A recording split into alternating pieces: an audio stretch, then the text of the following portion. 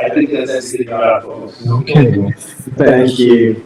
And I'd love to also welcome our federal partners, like Brenda and Jim and Della. Thank you, welcome. Next item is program and workshop update. And Ryan, I think you can be presenting that, please. Good morning, I'm Carl Uda, Financial Programming. Yesterday we had the opportunity to talk to the commission. There we go. Yesterday we had an opportunity to talk to the commission, and today I was just going to recap where that information can be found. I'm going to navigate on our web page. Share this one.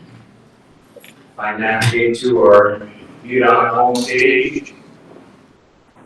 So under our UDOT homepage, you can scroll down to the left-hand side. We have a policy and funding section that contains the transportation link to our Transportation Commission webpage. Under this web page, when we scroll down, we can see that we're going to be workshop presentations for March and May. This is the content that we discussed yesterday was May. So when I click on our presentation in May, it sees all 149 wonderful slides that we reviewed yesterday. Additionally, just to go back and show other information that's available, other things to talk about this project. And when you select this project information link, you can see the projects that are available that look forward, including the proposed programs. And on the left-hand side, you can look by region, some of those navigation tools we talked about today. With that, let's see some questions. Any question from the commission? Well done. Thank you. Well done. Item number 3 on your agenda is the public comments. At this time, we would like to ask Eileen Barron to come and read the comments we have received by way of email. She will be followed by Glendon Mitchell and also Ryan Henson. Thank you.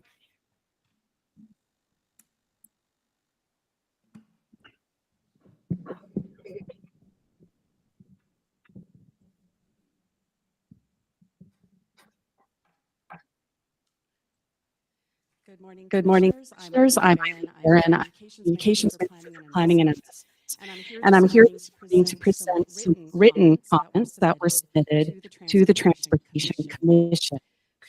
15 comments submitted via email to the Transportation Commission on the topic of Pioneer Crossing, a state route that runs through Utah County. Several comments prioritize on Pioneer Crossing and for east-west traffic in Utah County more generally. For example, Alex Jardine from American Fork wrote, "The issues around Pioneer Crossing and the American Fork exit are out of control. The amount of people is astronomically higher than what the infrastructure is built to support. There is some support for widening piping one lane each direction." Lehigh Brittany wrote, "I believe this can be done to destruction or eminent domain of property route. Our house is one house south of Pioneer, and it would be devastating to everything we've built in terms of neighborhood relationships, years and tens of dollars put into homes. Please consider the impact this would put on families along this route. I think there are other options that would ease traffic without taking us homes, and it can work for everyone. Similarly, Les and Shauna Jones wrote, we are okay with the proposed FlexLink concept as long as no homes or property are taken to accomplish this. They would also like to see protected left turns on Pioneer Crossing, as they say this has increased safety. Impacts to property along Pioneer Crossing is a major theme in these comments. Mindy Nelson wrote that it is important to live close to her place of employment and is concerned that relocation would be difficult due to current mortgage rates that may make moving to a new home unaffordable. Another comment similarly noted that there are longtime residents who are on income along with teachers and public service employees that would struggle to relocate in today's. Sarah Brand, I live in the neighborhood that you're wanting to tear for the freeway. I would be completely devastated if you tore down any homes. Please don't. I understand there needs to be more lanes, but you can do it without tearing down homes. Take some of the backyards, but please not our homes. Another topic addressed in the comments is safety and community connectivity. Amanda Lloyd of Lehigh wrote, originally Pioneer Crossings promised to be a 4-lane, 35-mile-per-hour road. The speed was later increased to 50 miles per hour. As neighbors, we had to get a stoplight at the 2300 West and as well as fight the turn signal. Pioneer Crossing was not a friendly neighborhood access as promised, but it turned into one of the most dangerous roads in Lehigh with hundreds of accidents each year. My parents live 2 blocks from me on the north side of Pioneer, and it is no longer safe for our children to walk to Grandma's. In fact, they are forbidden to go near that road due to how dangerous it is. Hearing that the plan is now to widen the road is devastating to our neighborhood. It will cut us off even more from our friends and family north of us. A comment from Aubrey Danowski from Lehigh expressed concern about safety during construction. They wrote, some of the homes that would be removed for the widening process are directly along the path that takes many children to school, meaning that hundreds of very large trucks would be traveling the same way as the children. In addition, the expansion would put our main road and the children's walking path much too close to a very busy road permanently. The comments identified several potential solutions to consider. They include widen Pioneer Crossing by 2 lanes so as not to displace properties or businesses. Widen by removing sidewalks and the existing median. Widen 1900 South, which is 450 North in Saratoga Springs, to 4 lanes. And several people remarked on this, including there's a need for additional east-west roads. There is a recognition that it is currently a local road and it would take agreements for the state to assume ownership. There's a suggestion to make it a 4-lane commuter road with limited access and possibly serve as a development boundary to the north shore of Utah Lake. And the person who suggested that said that this area has a high water table and attracts bird wildlife. And Aaron Shepard wrote that building 1900 South as a commuter road would significantly help traffic, and leaving the land south of it undeveloped along the trail would be a win for its citizens. Other comments suggested to address growth with a road over or along the North Lake Shore area. Additional transportation options suggested in the comments included public transportation west of Redwood Road for Saratoga Springs and Eagle Mountain. Jen Terrell suggested a toll road, saying that people driving through our established neighborhood should have to pay for the road. Finally, several comments suggested that 2100 North be built into a freeway, noting it already has the property dedicated to making it a freeway and should be a high priority with the southern extension to Mountain View Corridor underway. And it would be better to build the 2100 North Freeway before taking property along Pioneer Crossing. In summary, here are 2 quotes that represent the tone and the concerns of the 15 comments. First, we understand that changes need to be made, but we also feel that the citizens of Lehigh should not take the brunt of all this for the citizens of Eagle Mountain and Saratoga Springs who chose to live out there knowing that there was not a lot of road access to those cities. And second, there are options that do not interfere with the lives of so many families and futures. I hope you understand that we are counting on your good judgment to make the right choice for the families of Lehigh. In addition to the people already named in this summary, comments were also received from Ashley and Matt Bender, Stephanie Wimpy, Mike Johnson, Stacy LaFair, Paul Binns, Lance Terrell. As of this morning, there were 10 additional written comments directed to the Transportation Commission. Tawny Wall, Dan Dumas, Sam Brown, Jamie Melville, and Mikkel Foster wrote about their concerns with widening Pioneer Crossing in Lehigh. Mike Ducharme wrote in favor of funding transportation needs in the west side of Utah County.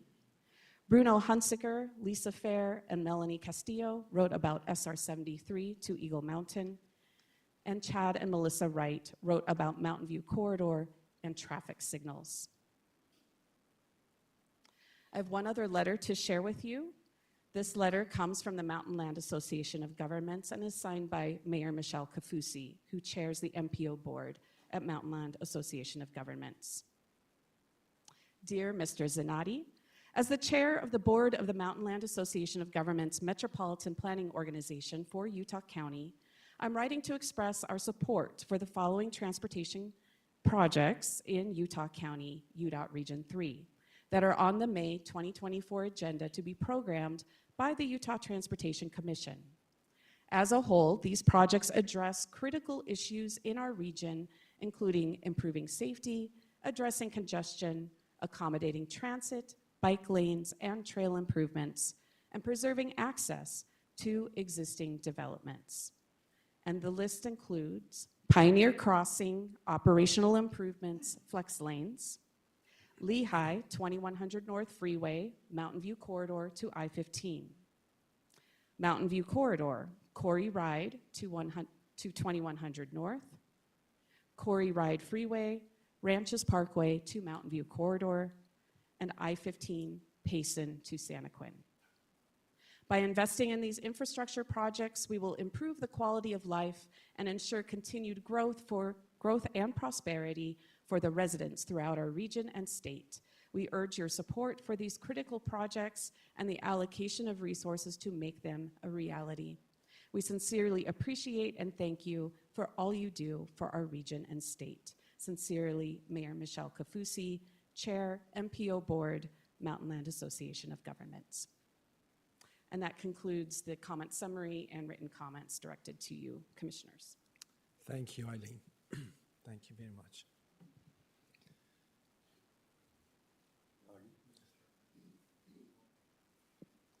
There's a question. Go ahead. Thank you, Mr. Chair. This question, I think, applies to Carlos a little bit.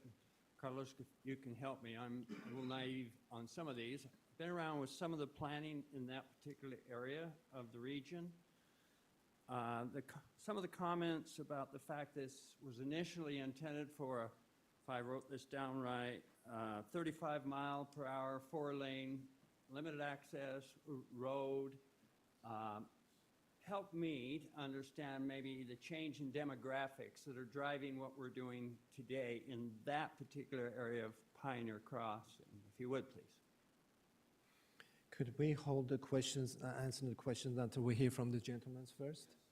If you don't mind, commissioners. I'm sorry? We're going to have 2 more speakers after they finish, and then we'll Okay. answer the questions. That'd be great. I just wanted to make sure we talked about that. Thank you. Come forward, please. Introduce yourselves and tell us where you're from. Hi, my name is Ryan Jensen. I'm here with Glendon Mitchell, and we are on behalf of the 1075 West Coalition off of 90th South in West Jordan, Utah. We're a group of residents on the north and south side in the neighborhood that have come together to make our area a little bit safer for walking and driving while commuting through the area. Thanks for allowing us the time to speak today. I'll try to be quick. Sorry for the dress down. I've been in Disney for a week, so I have a little bit of a Disney hangover. We all know people don't really like construction, at least until it's complete, right? However, our coalition wanted to come out today and take a moment to express our gratitude to the committee and especially the employees that have been working on this project on 90th South. We know it's not an easy task to perform, let alone complete in a big artery of the state, a very busy road. So we just wanted to thank you for taking the heavy burden and doing a hard lift here. We believe the project will help make it safer for travelers, like I said, whether walking, driving, biking, or commuting through the area. We just wanted to thank you for your willingness to communicate. We know you've answered and fielded many calls, emails, and so forth, held public meetings in regards to this. Our coalition does look forward and to the positive impacts of this project on the area. And lastly, we just wanted to personally thank Rob Stewart and Lisa Wilson, both who have fielded multiple calls and emails from our coalition, but they've also taken the time to personally sit down with the coalition, discuss and address our safety concerns and just concerns with the area. With that, I'll turn it over to Glendon for a few minutes, but we appreciate your time. Thank you. Hi there, Glendon Mitchell, long-term West Jordan resident, 1075 West Safety Coalition. Thank you for your time. I too want to ditto and echo big thanks to Robert Stewart and Lisa Wilson, who've been incredibly responsive. And frankly, Mayor Dick Burton of West Jordan, he intended to be here, but he had a conflict. He's been very supportive of our request. We recognize this isn't directly a commission matter, so thank you for letting us speak. In this particular area of 90th South, about 1075 West, in the time I've lived in West Jordan, there's been 3 deaths, one of which has been a 3-year-old child. There's been a serious injury, a long-term resident who basically owned the whole south side of the impacted area that's being worked on right now, 90th South, who lost his leg in a serious accident. So it's an area that's been notoriously dangerous for many years. Our request with UDOT has been to put a stoplight at 1075 West, so to allow a crossing there for traffic. And my purpose today is just to inform. We're not here with a request, so we're one of your easy ones. What safety in West Jordan is our top priority of our coalition. Frankly, the 1075 West stoplight is our prime objective, but we're also interested in a walking bridge request on 70th South by Heartland Elementary, and just want to offer our coalition support for that. I personally want to express my appreciation to you for your service. I'm a retired state employee. Well, I work for the county and the University of Utah too, but let's call that all state service. And so I recognize the difficulties that the team faces, and we just appreciate your service. And thank you for your time. We'll happy to answer any questions if you have them. Okay. And with that said, I'll step down. Thank you. Thank you, Mr. Mitchell. Well, on behalf of Commission and the UDOT family, let me assure all of you who have sent your emails and concerns, that means you care, and that means you love your community and your citizens. But let me assure you that we also love you and your citizens, your communities, and we will not do anything to jeopardize your safety, your comfort, your happiness and joy that you have in your communities. The Commission meets every month, and this forum, the public comments, is just that, to hear from you. We cannot do our job efficiently unless we hear from you.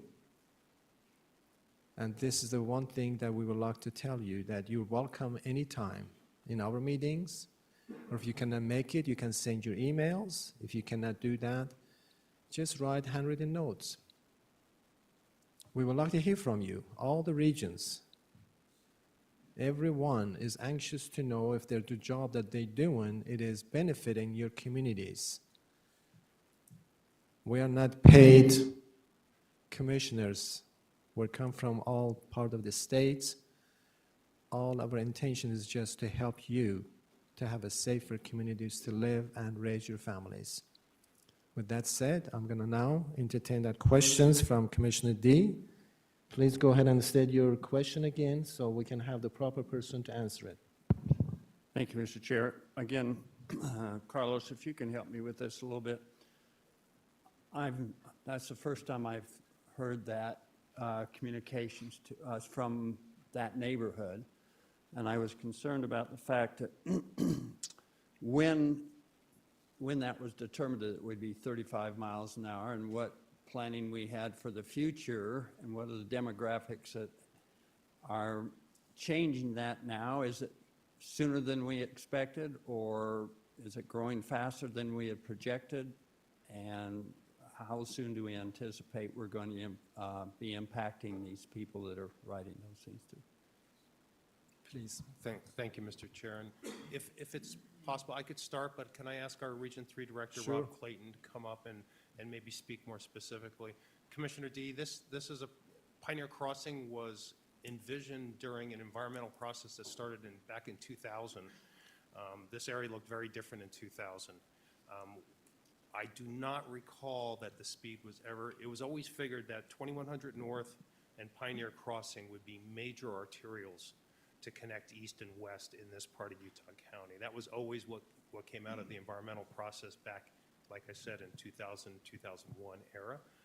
Rob is living down there. He knows this better than I do. So, Mr. Chairman, if it's okay Please. to ask Rob to clean up my mess? Hi, I'm Rob Clayton. I'm the Region 3 Director for UDOT. Commissioner, I wasn't in my role when the conversations were happening, and so I can't speak definitively.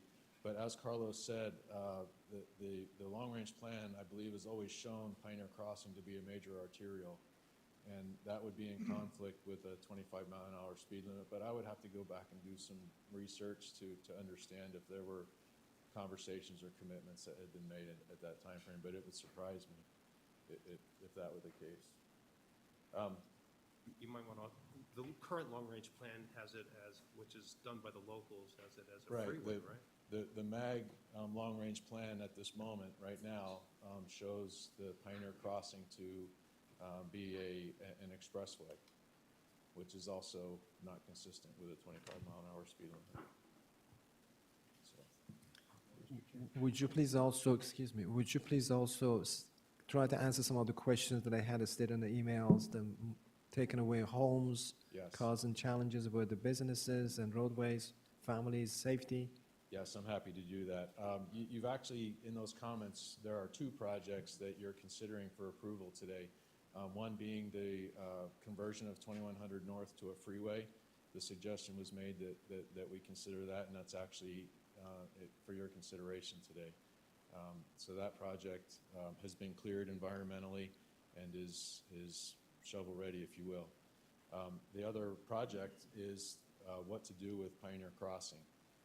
And the concept that we've developed is an operational improvement that uses technology to create flex lanes, where you can have more lanes in the heavy movement direction for commuters, and then change that as the traffic shifts during the day to favor the other direction in the evening. That operational improvement would not require additional right-of-way and would not affect people's property. That we still need to study that improvement environmentally, and that would include a public process that would give people the opportunity to participate and give comments. Have you done, Rob, have you done any other projects similar to what you're proposing for Pioneer Crossing, and what is the effect of that reversing the lanes? Yeah, we have a corridor that's operating with this technology right now here in Salt Lake County on 5400 South. And I probably can't speak definitively, but I've seen it operate successfully, and it does move more traffic more efficiently. Okay, stay put, we have more commission, go ahead. Obviously, I live down there. I was on the phone with one of these people at a letter this morning, earlier, and I explained this is misinformation. We aren't planning on taking homes or widening. This is an interim fix. We still have to do an environmental study. We still have to determine what's going to be best for the long term, but that hasn't even been decided yet. Is it road south or whatever? And so, but I kind of mirrored the same things that Rob just said, and she was grateful to hear that. And I said, and we're working on 2100 North, and she said, that's, so once again, it's the misinformation, and we just need to continue to, I pointed her to the website. I said, go to our, you can click on what's the meeting today. You can look at the projects. And the more we can continue to push people to our website and learn about the projects, I think they'll have more information. So I just, kind of, Rob and I talk a lot about this, and I just, that's what I told the lady this morning, one of the letters, so. Thanks. I would just remind the commission that prior to Pioneer Crossing, all of this traffic was trying to go down Main Street, Lehigh, and it was a total disaster. We were blocking the school, it was just there. Pioneer Crossing was a great step forward. I'm not saying that we want to take more, but we've had so much growth out there that it's just, we hear you. Believe me, I drive that occasionally, more often than I want, sometimes during rush hour.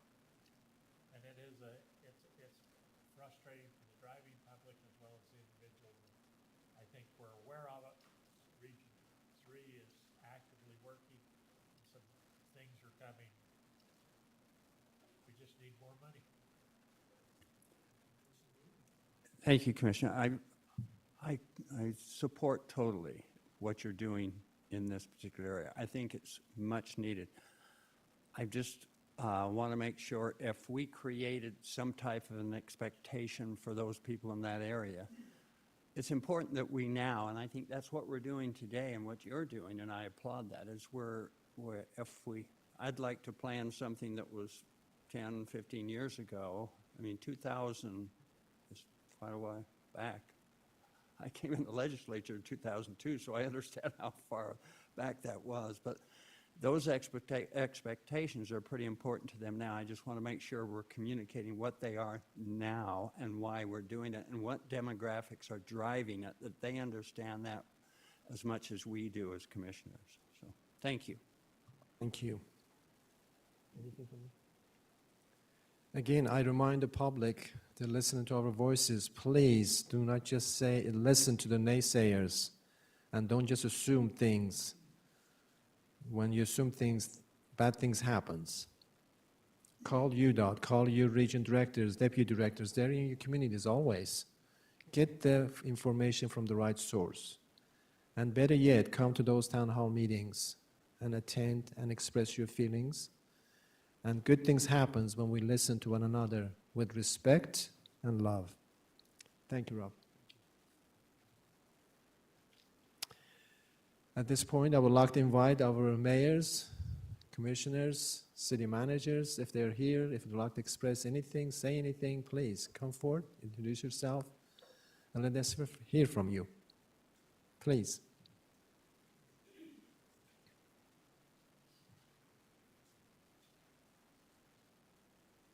I want to thank you for this opportunity. My name is Karen Lang. I'm mayor of West Valley City, and I understand your position. I've sat on that side for just a bit, and I ask you to excuse my allergy voice today.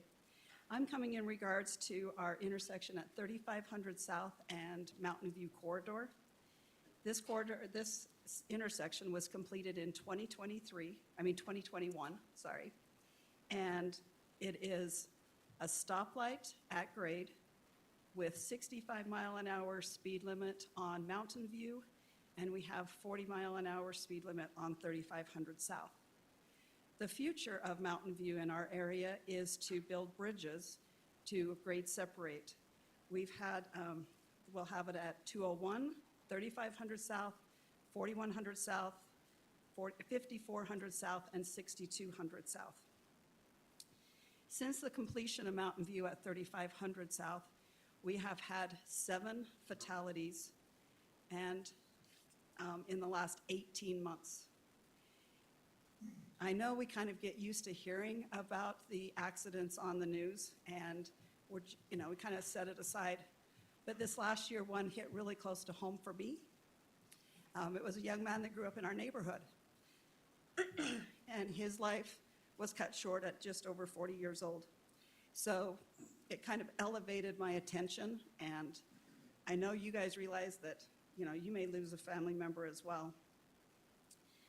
The next stage is to build bridges over all of the intersections I stated, and 3500 South is not expected to be completed until 2031, which for us is just a real concern for the safety of our residents.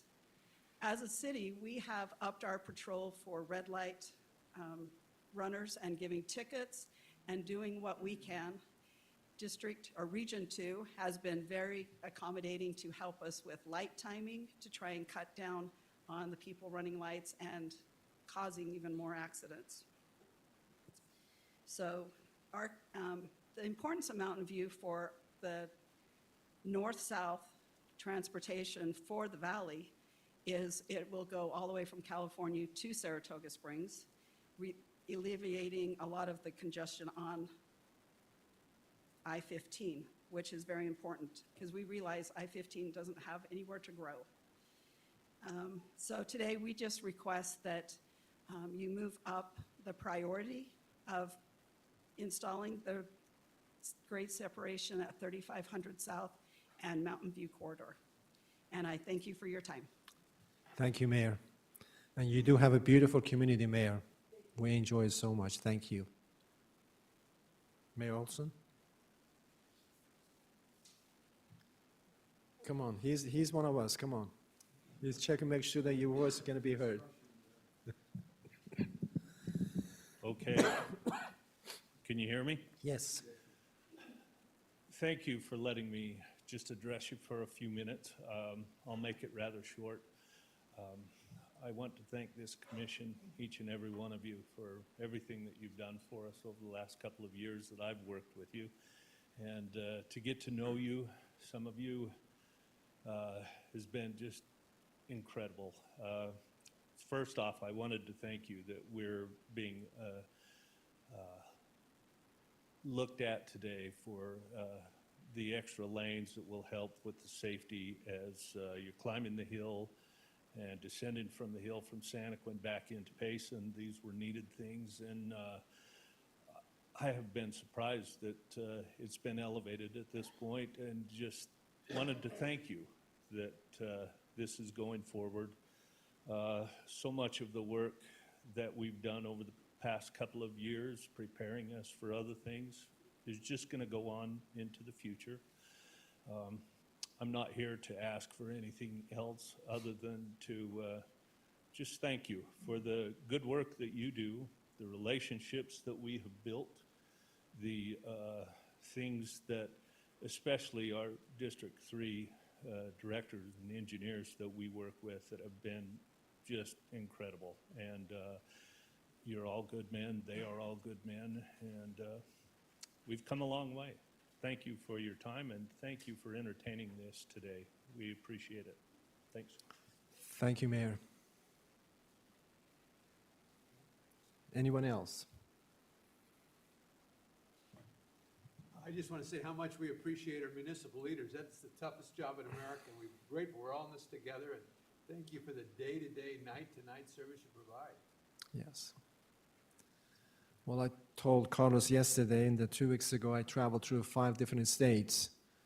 I had speaking assignments in Texas, in my alma mater, and through the travel I drove intentionally to see what other states in comparison.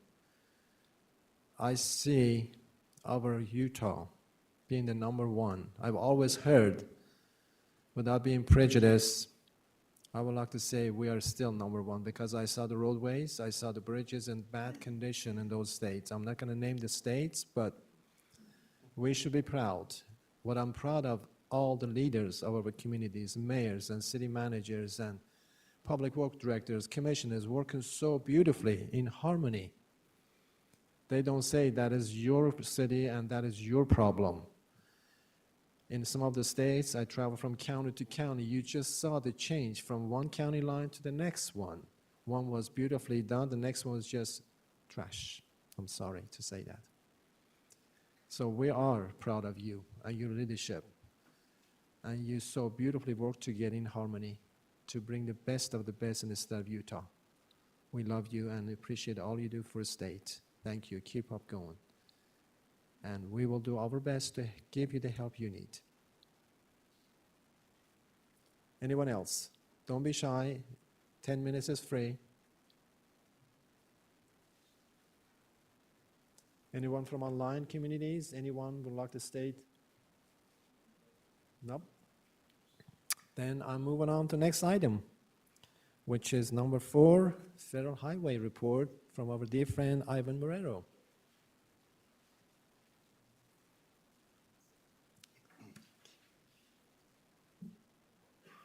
Okay, I'm reading the instructions on the microphone. Okay. Good morning, Mr. Chair and Commissioners. I'm Ivan Marrero. I'm the administrator for the Federal Highway Division here in Utah, and thank you for giving me a couple of minutes to bring you up on a couple of items of interest from the federal side. Let's see, I can control it here, right? There we go. You know, when Congress passed and the President signed the Bipartisan Infrastructure Act law, it extended the participants in the program, the federal highway program, to cities and counties that may not have ever participated in the program before. And so one of the things that was included in that law was the Thriving Communities program. And this is a program that is intended to help communities who they may not be familiar with the federal program and all the different, very complicated parts of that program. So I'm happy to report that City of Green River applied for and was selected to participate in the Thriving Communities program. And as such, they're going to get 2 years worth of technical assistance to help them understand what the program's about, understand how to write grants, and how to be more successful at competing for those grants and managing those federal funds that they would receive. So congratulations to the City of Green River for that. We have also the Highway Construction Training Program.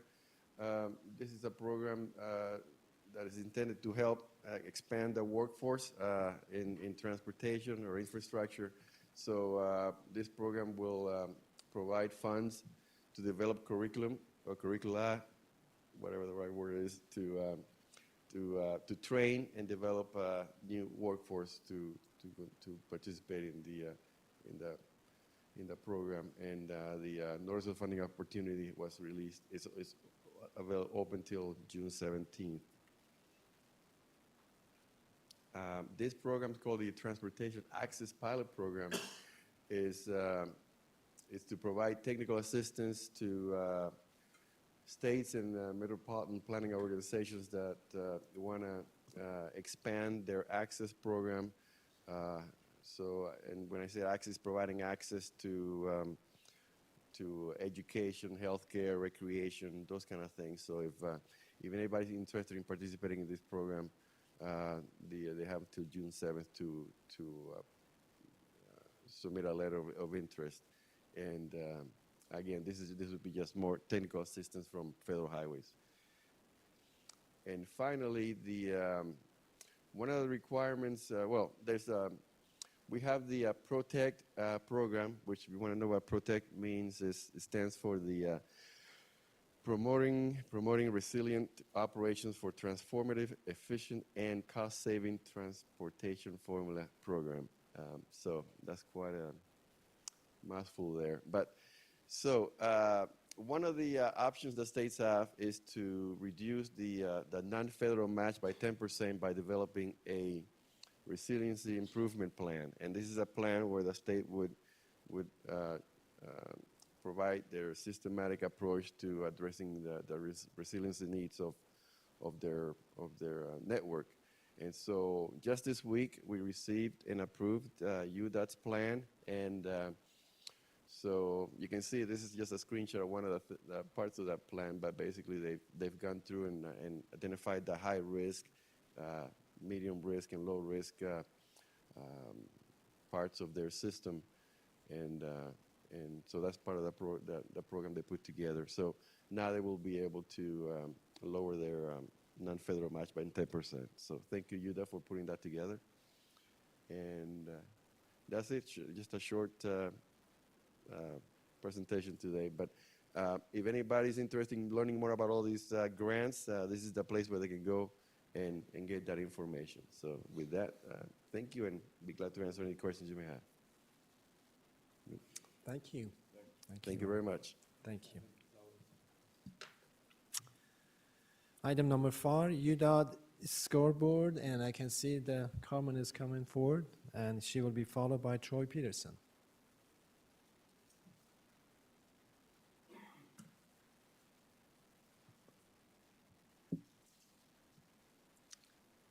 Good morning, Commissioners. I'm Carmen Swanwick. I'm the Project Development Director.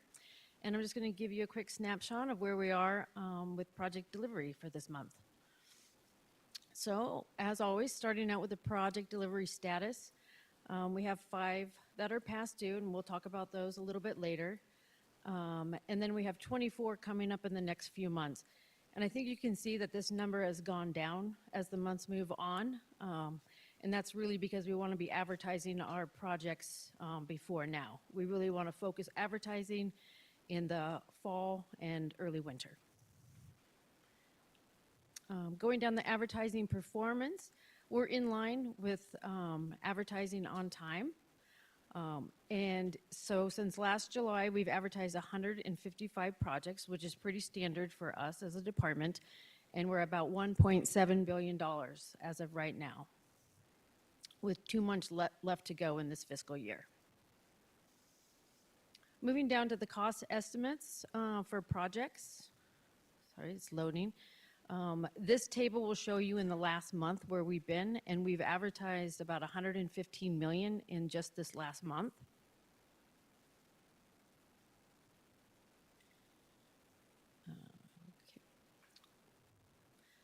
Getting down into the advertising status, the red is what I had referenced before on projects that are past their scheduled advertising date.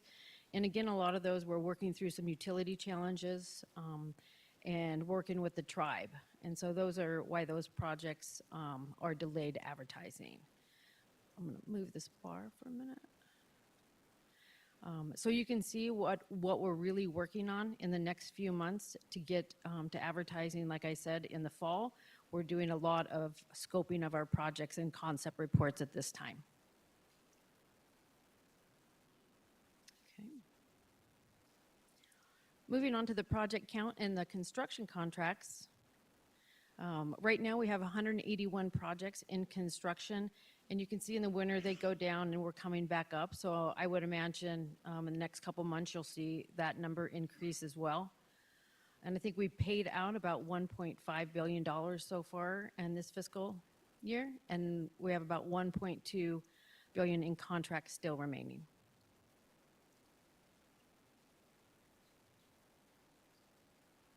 Moving down in the contractor payments, this you can see the trend lines. We're really in line, but just going to point this out. I mean, we're on May 10th, and we've already paid out like $12 million in contracts. So you can see we're very busy at this time of year with our project delivery program.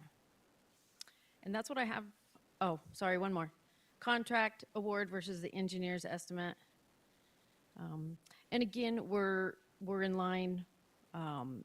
Again, May is, we just started, but our engineers' estimates and where we are with the original contract amount, they're very, they're close in line. Again, you know, I'll point out when we were really evaluating what our cost estimates were due to the inflation and project costs. So you can see we're really monitoring that, and we're really in line with the bids we're getting today. And that's what I have to present today. If you have any questions, I'm happy to take those. Very good. Thank you so much. Thank you, Carmen.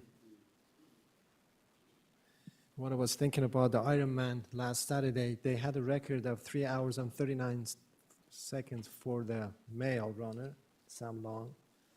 And Paula from Canada got the 4.04. But that record, compared to what Carmen told us, 1.2 billion and 259 projects. This is a record. Thank you. Morning, Commissioner. Is this on?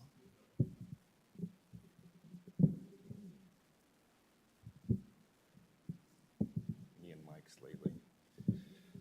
Good morning, Commissioners. I'm Troy Peterson, Operations Director here at UDOT, and I'm here to talk to you about our Zero Fatalities strategic goal. I want to point to, first, as we get started here, I want you to take a look at our fatality rate right now. We're hovering at 0.62 for 2024. One thing I would like to mention, that number will change throughout the year, but right now, as you look at the fatality rate, we compare our number of fatalities versus our VMT, which is this fatality rate, that's based on 100 million vehicle miles traveled. And if you look at the graph to the right here, we show where we are as of, let's see, as of May 9th, we're at about 11 billion vehicle miles traveled statewide. The reason I point this fatality rate out is if you look at any number like a 1 or less is a great number when you start talking about fatality rates. And if you compare that to a nationwide number, I think our number nationwide is right about 1.3. And the reason I bring this up is, kind of a testament to all the work that's been going on the last few days and all the projects we've been talking about. We've been talking a lot of programs and the great things that we've been doing to get projects out there. It's just kind of a testament to the things that we do at the department in terms of coming up with safety improvements on our roadways to see that number where it is. I'm certainly not saying that, hey, our work is done here, because our goal, as we've mentioned before, is to zero. But you can see that trend is going the direction, and so it's just a testament to all the great work that everything that goes on here. So, and that starts here with the commission as well. So thank you.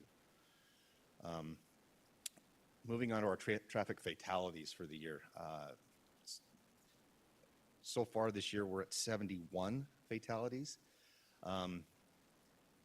In looking at this graph, you see the orange line there. That's our target reduction number. And as a reminder, that target line is based on a 3-year average, where we take the last 3 years, we reduce that by 2.5, and then that's our target. Right now, we're sitting approximately 25% below that target number. Still 71 individuals that have lost their lives on our roadways. Last year at this time, we were sitting at 83 fatalities. And just kind of another thought, at the end of the month, we'll enter into our Memorial Day weekend begins our 100 deadliest days. As a reminder, we want to emphasize, safe behaviors on the roadway. One thing I'd like to break down just a little bit is our vulnerable users. As a part of this 71, we've got 19 vulnerable user fatalities, and 9 of those were pedestrians. 8 of those were motorcyclists, and 2 of them are bicyclists. That vulnerable user group calculates about 27% of our total fatality numbers so far this year. Correct. Yeah.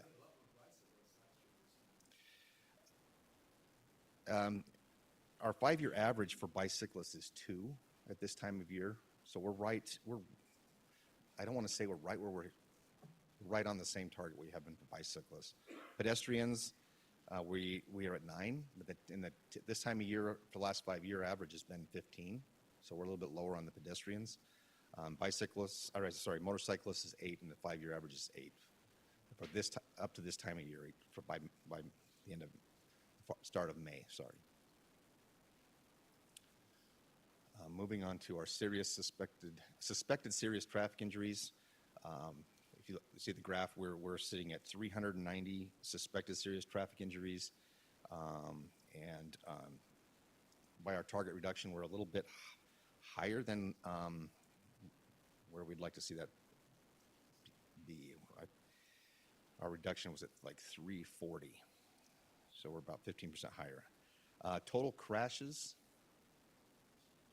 we're up as well, 17,000 roughly, closer to 18,000 actual crashes. Reduction was, we're about 12% higher than our target for that. And that's really my update for the 0 fatalities today. But before I close, I always end with the 5 reminding of safe driving behaviors, and that is to always wear a seatbelt, drive focused, calm, alert, and sober. So with that, if there's any questions? I have one, Nagi. Yes, Just please. one real quick. Maybe I should see it from the data, but the prevailing wisdom was that during COVID, all this data got distorted, higher speeds, who knows, some of the other things happening in our mental situation. But have we reset now, all these years now after the COVID pandemic, meaning to back where we were, or was there a shift? So we're still, I mean, if you look at our graphs, I mean, obviously from a traffic fatality, we had that 2020, 2021, 22, where we saw an increase in the number of fatalities. And we are seeing a trend now coming back down. So I think to answer your question, I think we're seeing some of that. Mm-hmm. It's just an interesting thing I think we ought to watch, because the idea is, did the world change, or are we, navigating back to where we were. And I just think it's something to keep an eye on. And Fascinating. And we're starting to see an increase in vehicle mile traveled as well since COVID. Okay, go ahead, please. Just in time for the avian flu to come. Commissioner Menlo. Thank you, Mr. Chair. I have a question. Have you seen an impact with electric bikes in terms of accidents, or is it a factor? Are we seeing that being a factor? We're having discussions about electric bikes in communities and about how to handle them with bike paths, and wondering if the appropriate thing is to have electric bikes traveling on roadways as opposed to bike paths. And this discussion is ongoing, and I'm curious if you're seeing any information there and what you look at in terms of accidents and fatalities. That's a great question. When it comes to, I know that's a conversation we've been having with in the Trails group. I particularly don't have a lot of understanding of how that impact looks when you start looking at our fatalities or crashes yet. But I know with Stephanie's team in the Trails and Trails side of things, that is a topic we've had some conversations with. I got the thumbs up that from Stephanie that yes, that's the case. Do we collect the data? That was what I was just gonna, we're currently, I don't believe, in our report separating the data out. I'm not aware of it yet. That's something we need to look into. That's probably something we should start looking at as we see the use of electric bikes increase, yes. Okay, thank you. That'd be interesting. Thank you. Thank you. Yes. On that, and I don't worry about all of them, but a bike, kind of e-bike, but ones I'm really worried about are the ones that are like a motorcycle that they call an e-bike. There's no pedals, and they're going faster than cars down the roads, and I just don't, I'm surprised we haven't had more people get hit and killed on those. So that's really, you know what I'm talking about. You've seen them, they look like a motorcycle, but they call it an e-bike. And that's really where you need to start looking at how do we regulate those and be careful. They just don't have to follow the rules, they think, like cars. And so that's a pretty dangerous situation, I think, right now. So anyway, I throw that in there. Commissioner Kramer? I was also going to say, I understand, I do not own an electric vehicle, but I understand that the driving that's a little touchy sometimes is accelerating and braking, other things, coupled with the electric scooters you see in some of these downtown cities where there are rambunctious riders. So we've got additional challenges coming, is all I say. So just a comment. Do you keep track of how many of the auto vehicles are gas-powered versus electric-powered?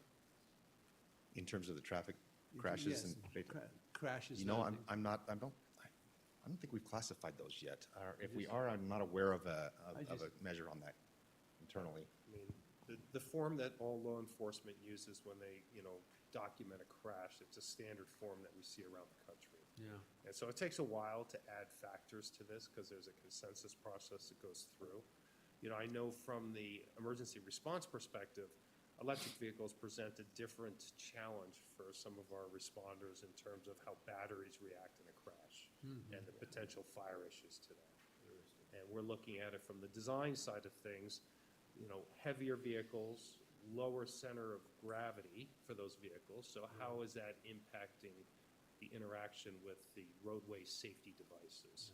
So those are all things our national committees are all working and looking at to see what impacts those have on our design standards nationwide. Thank you. Any other questions? Thank you, Troy. Thank you. Item 6, consent agenda, and item 7, programming, will be presented by Ivan Hardell.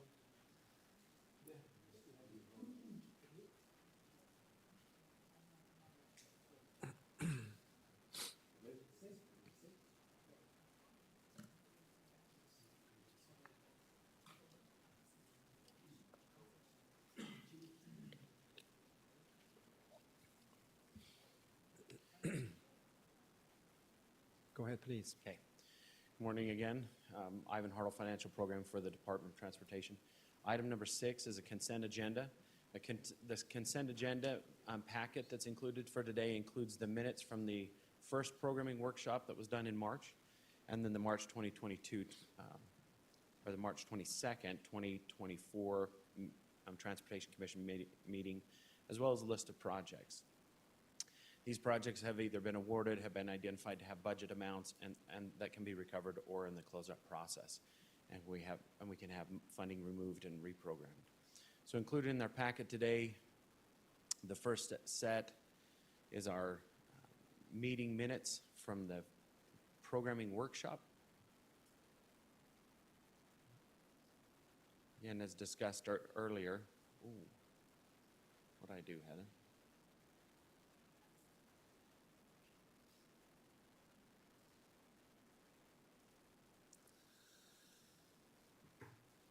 There we go. Thank you.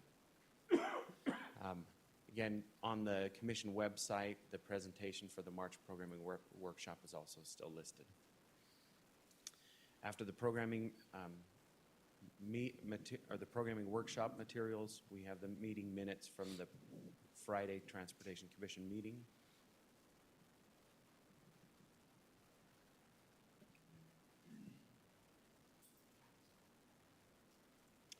And then our last item is a list of the projects that we discussed, that we introduced, that are in a budget recovery situation or that are in closeout, and we're able to, or we're requesting the authority to remove this funding and begin reprogramming it to other priorities.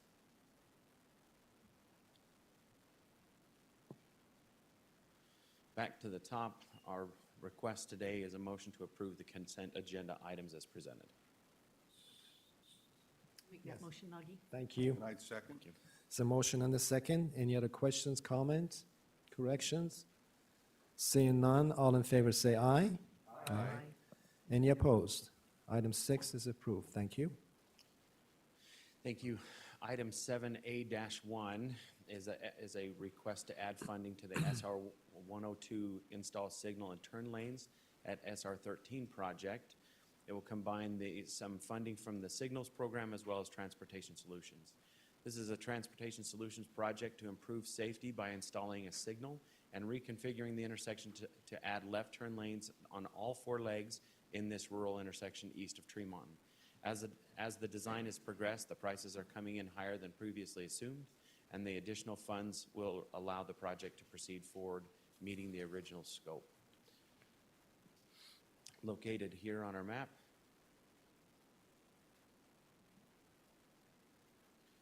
Our request, zoomed in on the intersection. And a request today is a motion to approve adding funds to the SR 102 install signal and turn lanes at SR 13 project as detailed. Mr. Chair, I'll make that motion. Thank you. I'll second it. There's a motion and a second. Thank you. Any other questions, comments? We talked about the transportation solution yesterday in length. I hope we have education enough to make that decision today. All in favor, say aye. Aye. Any opposed? Item 7A-1 is approved. Thank you. Thank you. Next item, 7A-2, SR 171 Highland Drive to 215. This is a scope change on a pavement project. The initial cost estimates have come back higher than the project value. The project team is requesting to reduce the limits from 15.6 or I-215 to 14.6, which is 2700 East. The remaining scope will be addressed in a future pavement project. So located here on our map, you can see the scope running from Highland, or in the blue line running from Highland Drive, originally went to 215. This section the pavement team reviewed, and this is the section that they believe that a future project will be needed, but is in good enough condition right now to reduce the scope rather than adding funds to the project. Our request today is a motion to approve the scoping change to SR 171 Highland Drive to 2700 East as detailed. Okay. I'll make that motion. Thank you. I'll second that as well. Thank you. Thank you. And for the public here and for those online, you notice that how beautifully and carefully, when the money is not there for the regions, They cut back in the scope, and they try to be very frugal, not to subject the commissioners or the public money. This is a beautiful and genius way to approach. Thank you. Thank you. All in favor, say aye. Aye. Any opposed? Item 7A-2 is approved. Thank you. Thank you. 7A-3, Tom's Lane South Extension. This is a local government project with Tooele County. The scope of the project is to extend Tom's Lane to the south from Church Road to Cochrane Lane and tying into Erta Way. The extension will be a 2-lane facility. During the project design, it has been determined the project is underfunded to meet the current project scope. These additional funds will allow the project to proceed forward, meeting the original scope. So the funds being added are local funds, a little over $1 million on the project. So located here on our map, you can see the extension of Tom's Lane, the blue line, New Road.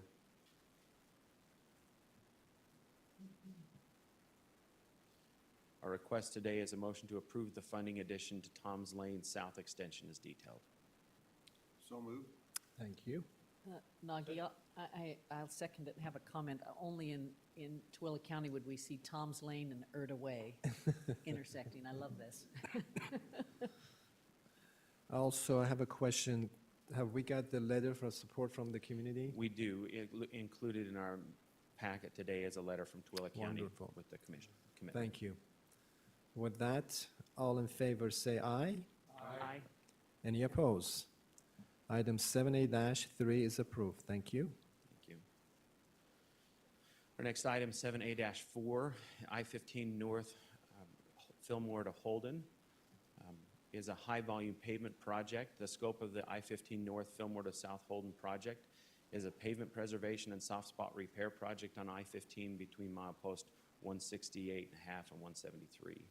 The project was recently bid, and the department received 2 competitive bids with the asphalt emulsion, mobilization, traffic control, and asphalt milling bids coming in higher than anticipated for the estimated in the project.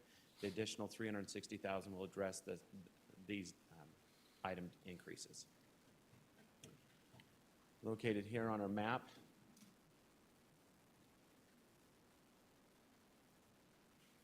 Quit making noises, Ben. our request today is a motion to approve adding funds to the I-15 North Fillmore to South Holden project as detailed. I move for approval. Thank you. Thank you for that. For those of us traveling from south to come to committee meetings, this section of the road is needed. Thank you. Thank you very much. Any questions, comments? Seeing none, all in favor say aye. Aye. Aye. Any opposed? Item 7A-4 is approved. Thank you. Thank you. Next item, 7A-5, SR 162 and 262 Safety and Energy Corridor Project.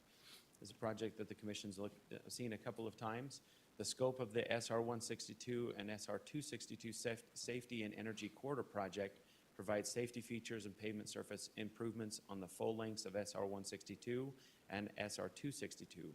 The project includes shoulder widening, new guardrail, flattening slopes, realigning sharp curves, new roundabout and lighting, fiber optic, pavement resurfacing, and a full roadway reconstruction in sections. The accompanying exhibit details the various sections with their respective treatments. The project was recently bid, and the department received bids with significant increases in the following areas: traffic control, asphalt structures, construction contingency, the ATMS landscaping and lighting, and the construction engineering management. So Those are the amounts of the increases? of the, Yes. over the engineer's estimate. Yep. Located here on our map in southern Utah,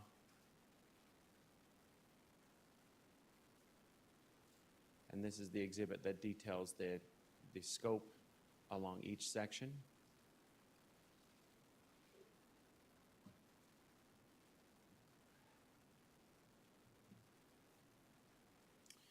Our request today is a motion to approve adding funds to the SR 162 and SR 262 Safety and Energy Corridor Project as detailed.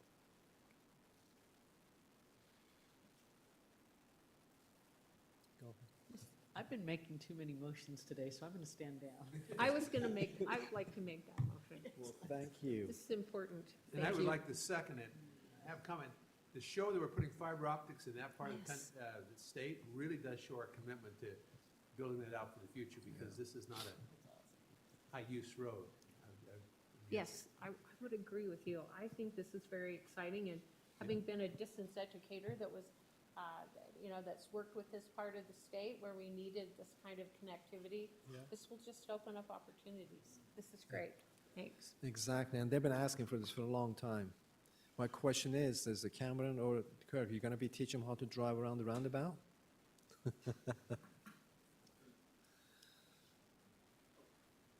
Mr. Chairman, Yes. it was hard to hear you. Could you repeat Sorry. the question? I said, who's gonna be teaching them to drive around the roundabout? That's the education part. Kirk Thornock, Region 4 Director. We do have videos, great videos, that show people how to do our roundabouts, but I really appreciate this. A tremendous project. The cost, the ruralness, the materials really was beyond what we imagined, so. Kurt, there's a large federal grant on this as well, right? Yes, there's a nearly $50 million federal grant. The tribal significant lands grant as part of this, and then just various resources that we could compile throughout the last couple of years to help get this funded. And with this approval, we will act right away of getting it upon approval to get it awarded, and construction should start in August, maybe September. We'll have to wait to see when the contractor's plans come out. But it'll be a 2.5-year construction. Thank you. Yes. This will add guardrail Yes. on the south side. Yeah. If my memory's right, it's 100 feet off the road through a lot of that area. Yeah, especially near the San Juan River.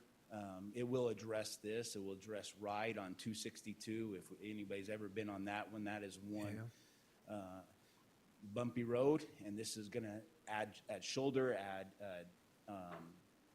it's going to be great improvement. Thank you. Go ahead. Any questions? No, that's it. All right, I mean, this is a project that's been kicked around for 30 years. for ages. Yeah. And we'll never get it any cheaper done with the grants we got. There sure was hope.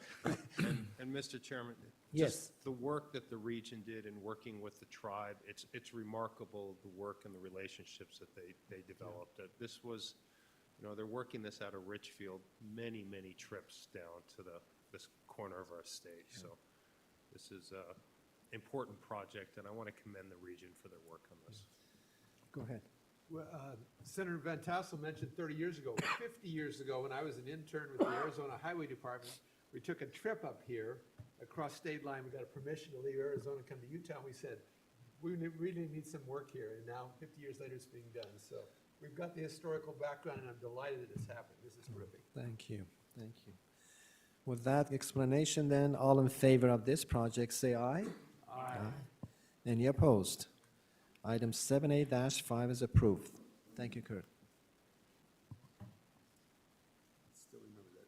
Thank you. 50 years. Our next item, 7A-6, is the grant submittal development for a discretionary grants program with Federal Highways. During the state fiscal year 2023 period, UDOT submitted 21 discretionary grant applications and requested $350 million. The department received just over $49 million of additional federal aid. During this year, the state fiscal year 2024 that hasn't closed yet, UDOT has submitted 30 discretionary grant applications and are working on 11 additional. The total funds requested has been $650 million, so almost twice as much, and the department has received $177 million of additional federal aid, with $198 million still pending in current applications. This funding will be used to develop grant submittals through the balance of the state fiscal year.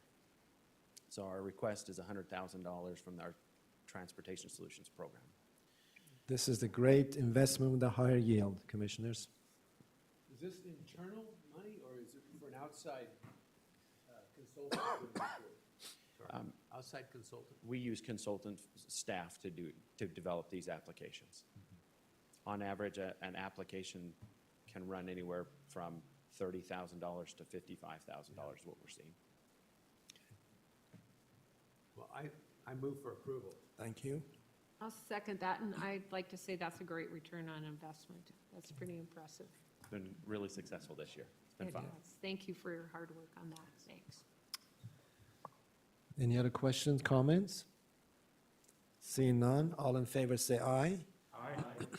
Any opposed? Item 7A-6 is approved. Thank you.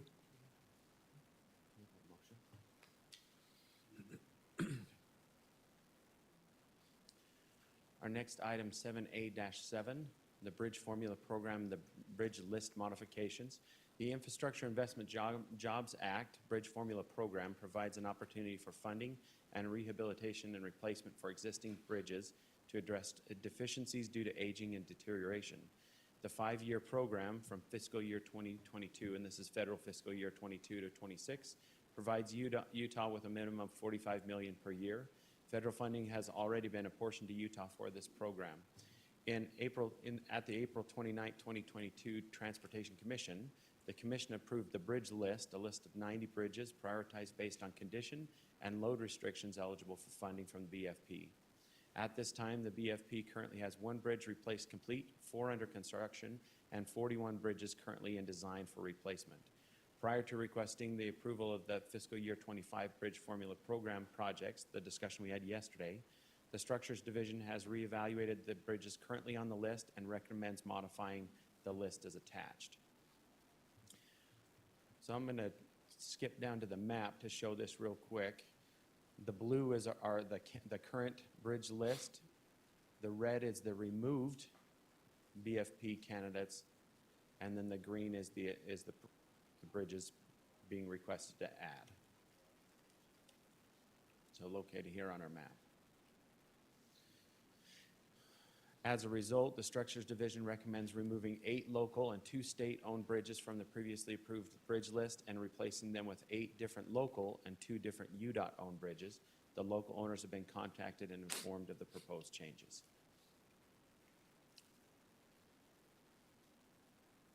Our request today is a motion to revise the Bridge Formula Program bridge list as detailed. Okay, I'd move for approval. thank you. Second? There's a motion and a second. Any other questions, comments? Go ahead. What are examples of some of the local owners? Are these municipalities or private individuals? I'll let Cheryl come up and answer a few. We always enjoy hearing Michelle. Good morning, Cheryl Hirsch, UDOT Structures. It's the local agencies, so the cities and the counties for the most part.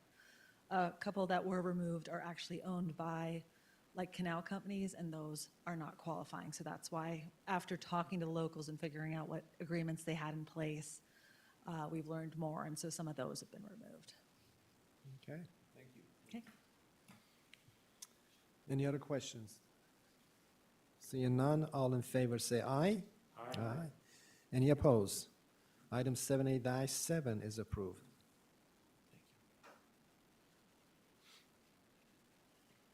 Included in the packet of materials is the bridge list. Highlighted in green is the structures being replaced, and then the strikeout, the ones that will be removed. Our next item, 7A-8, is a new project, a bridge inspection SNBI data update for $3.5 million out of the structures program. In May 2022, an updated rule was published to the U.S. Code pertaining to in-service bridge inspections. As part of that update, the specification for the National Bridge Inventory was introduced as the guide for federally mandated data fields that are collected and reported for each structure. This change added 61 new data fields and updated around 90 more for each structure. We're required to start reporting a mix of old and new data in 2026 with the finalized data set in 2028 on over 3,000 bridges.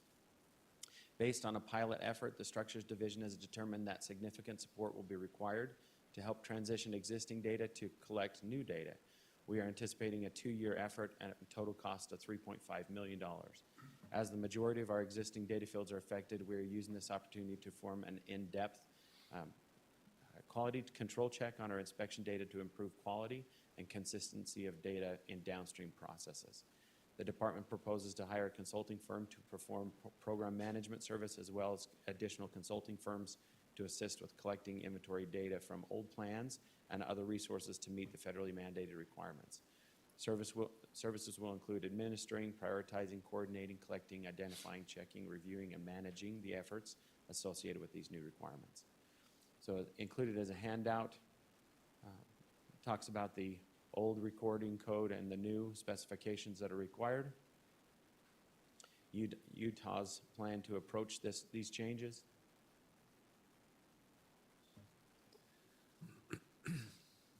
The schedule for those changes. And our request today is a motion to add the statewide bridge inspection SNBI data update project to the current STIP as detailed. Go ahead, please.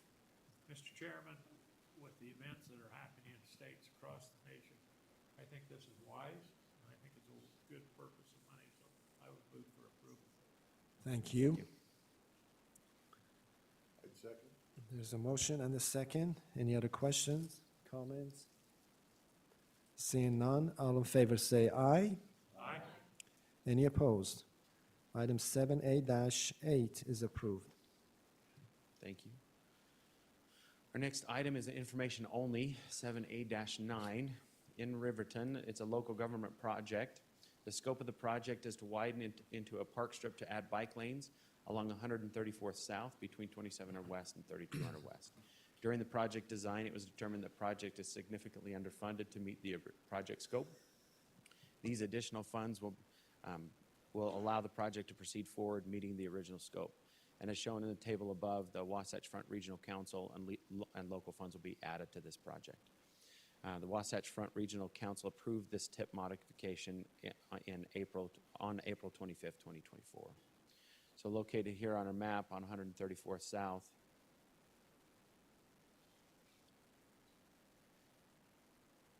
Again, this is an information-only item.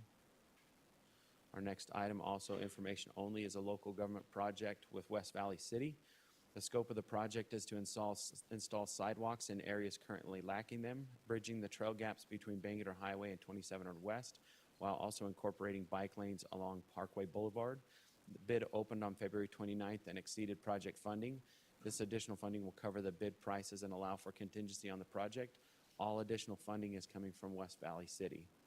This will be presented to the Wasatch Front Regional Council for board modification on their May 23rd, 2024 meeting. Located here on the map, shown between Bangerter Highway on Parkway Boulevard.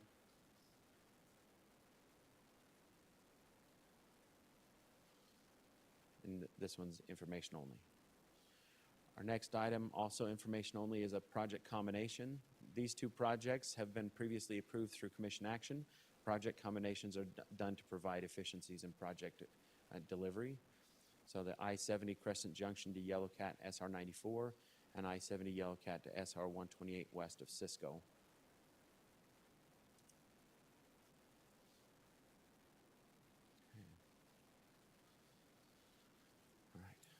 Moving to 7B1, this is the 2024 Programming Workshop Proposed Program Values. In the March 2024 Programming Workshop, the department presented proposed values for the programs utilized to preserve, maintain, and operate the transportation assets owned by the state of Utah. The graphic below are those proposed values for each program. So again, the programs on the left, in gray, the 2024 column, the year we're currently operating in, and the 2025, 26, and 27. The light blue are previously approved. The orange are the values being requested for approval, and the shaded areas are potential estimates. Our request today is a motion to approve the proposed program values from the March 2024 Programming Workshop as detailed. I so move. I want to just confirm to everybody here that this was very thoughtfully and appropriately shared yesterday. And feel really good. The preservation of these assets is a huge approach that I can't strongly endorse enough. So thank you. How's that for a motion? Beautiful. That's a great motion, and I'll second that. And add thanks to our staff and those who work to put together this information and listen to input, and appreciate the many, many hours that are invested. Thank you. Thank you. Well, thank you. Any other comments, questions? Seeing none, all in favor say aye. Aye. Any opposed? Item B-1 is approved. Thank you. Okay. Our next item, B-2, this is the Transportation Investment Fund. The projects in the March and May 2024 programming workshops, the department presented the list of Transportation Investment Fund projects that, utilizing the established prioritization process described in the Administrative Rule R940-6, are recommended for programming. The recommendations also include funding additions to several previously programmed projects. So located, or shown here, again, this is a slide that was seen yesterday, as well as information that was presented in March. Our request today is a motion to approve the Transportation Investment Fund 2024 workshop project scope and funding levels as detailed. Thank you. There's a motion and a second. Any other comments, questions? Seeing none, all in favor say aye. Aye. Any opposed? Item B-2 is approved. Thank you.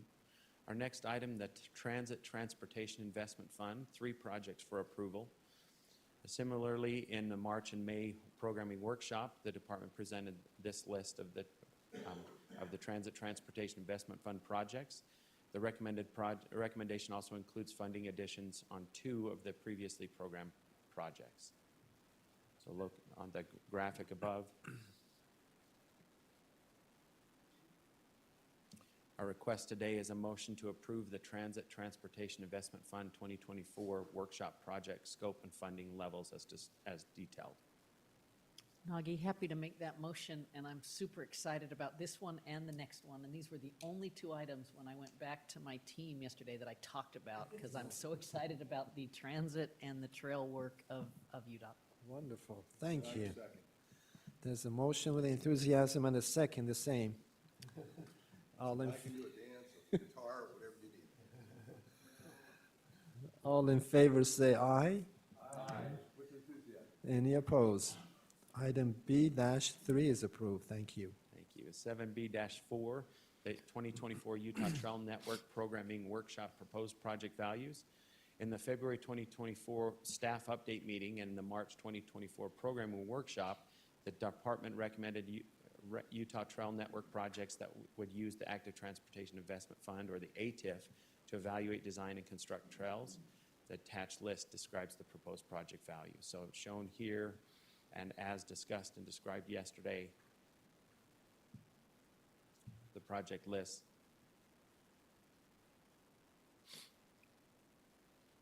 Our request today is a motion to approve the Utah Trail Network 2024 Programming Workshop project scope and funding levels as detailed. So moved, particularly on a day like I'll this. second. We want a short meeting so we can get out and testify. There's a motion and a second. Any other questions or comments?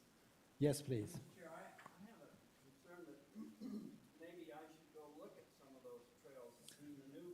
So if you could maybe schedule a time I could go see some of that, that would be great. We would love to. I'm really in favor of this motion. You can borrow Commissioner Evans' electric bike And the pedals do. And the pedals. They And are the- and- reversible pedals, Carlos. You're and, right. and, Use the pedals. and get the 2 supporting officers to follow you to the locations. Well, if you ask Josh, this money, the minute it comes in, we're ready to roll. Literally, right, Josh? So So- the best job in Utah is Josh's team, so. Well, And speaking along those lines of it coming in, we would love to have more of it coming in, right? we will. Well, with 3 former legislators here, we would hope that that would be an issue that we'll take up directly with those who can do that. Just like the man said, you build it, they'll come. All in favor of this project, please say aye. Aye. Any opposed? Item B-4 is approved. Thank you. 7B5, the programming proposed projects. In the May 2024 programming workshop yesterday, the department presented projects to preserve, maintain, operate, and the transportation assets owned by the state of Utah. The attached list details the proposed project values from the programs requiring project level approvals. So this is an information only. We're going to point back to the website here in a second. On this particular item, the information only, we did go through and list out the transportation solutions. The structures proposed projects, again, those highlighted in yellow are adjusting scope and funding. The high volume roads, 3 pages of high volume road projects, and the low volume road program as well. Included the Protect project funding that we discussed. Those items highlighted in orange are the proposed project values. These 3 above will be looking at discretionary grants and setting aside grant match funding for those discretionary grant projects. And our last project was the carbon reduction alternative fuel vehicle adoption with DEQ and DAQ. Also included the Joint Highway Committee projects that were presented. Our TTIF first mile, last mile projects. Again, the majority of them being associated with a RAISE grant, that the TTIF funding would support the match for the RAISE grant. The TIF active projects, the 2 projects that were discussed for the active transportation.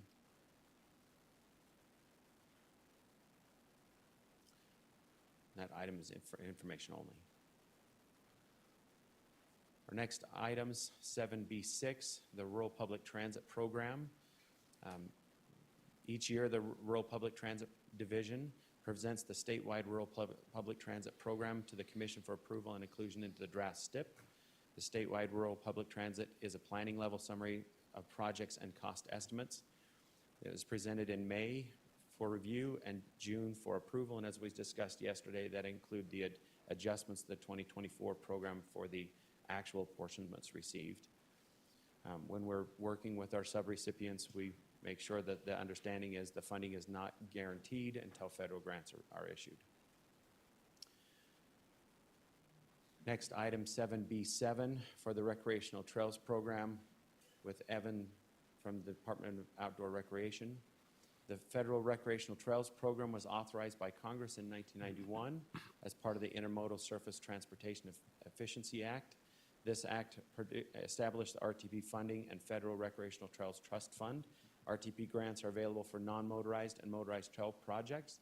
This program was continued through current authorization. These projects are selected and administered through the Utah State Parks and Recreation Division. The funds may be used to provide and maintain recreational trails for motorized and non-motorized recreation trails, including trailside and trailhead facilities. It includes provisions to facilitate access for people with disabilities as well. And as discussed yesterday and presented for the 2025 program, Utah has 36 projects totaling $2.9 million of federal aid and almost 11 million of sponsors matching funds for a total of 13.7 million in new project value. We have contacts for questions on the Rec Trails program. Again, this will be reviewed in May and the approval in June. And these items can be found in the presentation from yesterday. And we move to the Airport Capital Improvement Program. Thank you. Thank you.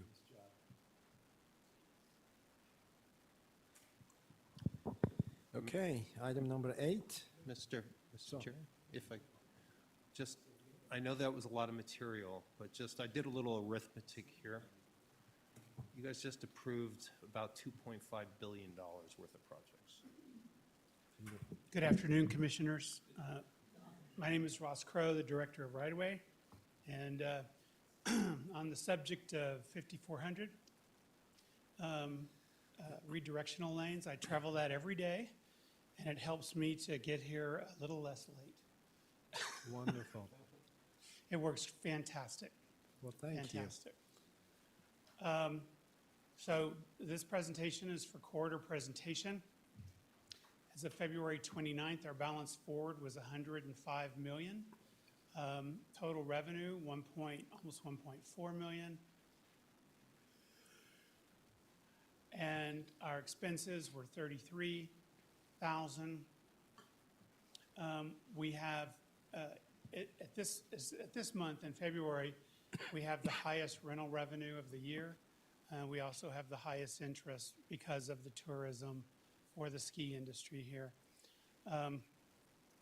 Our balance at February 29th is 106.7 million. Our obligated but not yet dispersed funds are 25 million, with a fund balance of 81.7 million. The balance, if all applications are approved and the 1.5 million we're requesting today are approved, will be 80,200,000. Record in my experience. It is, as far as we know, it is the highest amount of reserve we have. I had a meeting recently with Lisa, Carlos, and Carmen on how we're going to be more proactive on the use of these funds going forward. And in 24 and in 25, we have some bigger plans to be more sophisticated about how we go about looking at and acquiring corridor preservation properties. As 3/31/24, our balance is 106 million. Property acquisitions was 12 million. Fund balance as of March 31st, 113.8 million. Funds obligated but not yet dispersed. I'm getting better with my mouse skills here. 12.5 million with a fund balance of 101 million. The applications today are 1.5 million, and we anticipate, if those are approved, a balance of 99.8 million. We also have several really large projects coming down the pike that we hope to present at the next meeting. They may range in value from 10 million to 50 million. And some of those were part of the legislative 60 million that were provided. As you can see here, the history month over month, this really just shows how much our revenues grow during ski season. But the revenues are higher than ever because with our trail system and getting a reputation for the hiking state in the nation or rock climbing, a lot more summer tourism.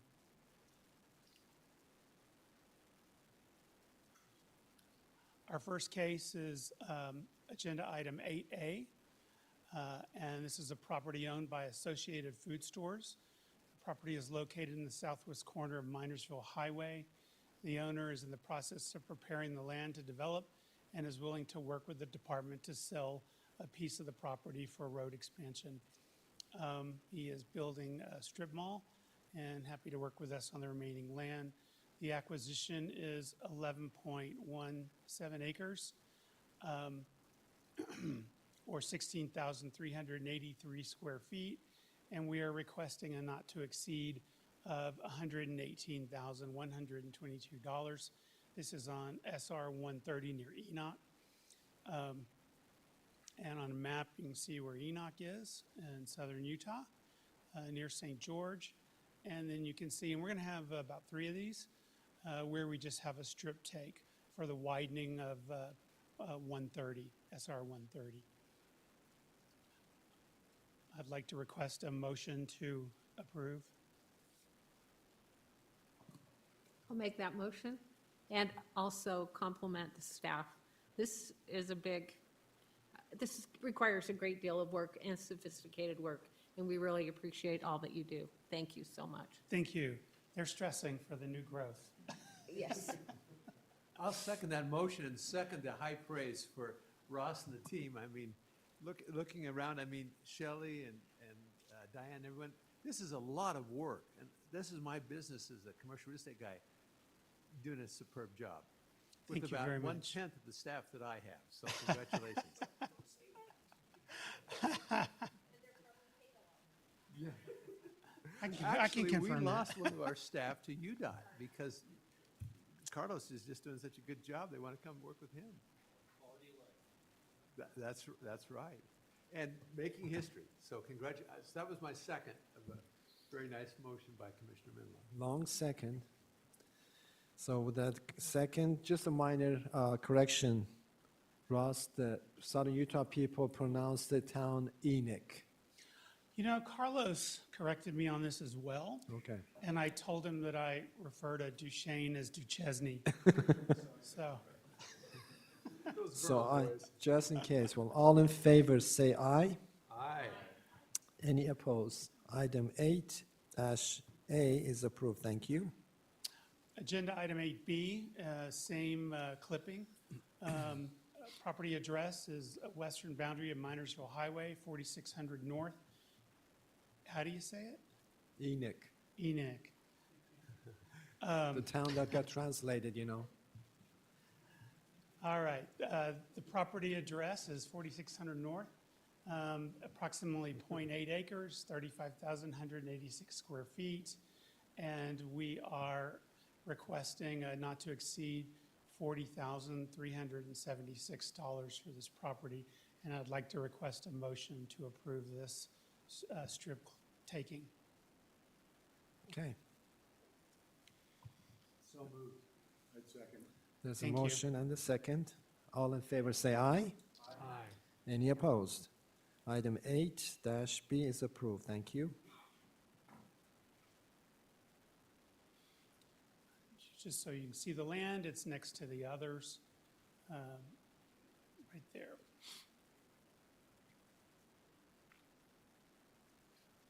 Thank you for the approval. Item 8C, same road, 130, 3600 North.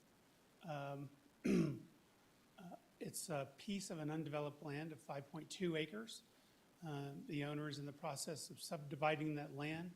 The fee acquisition land area is 15,323 square feet.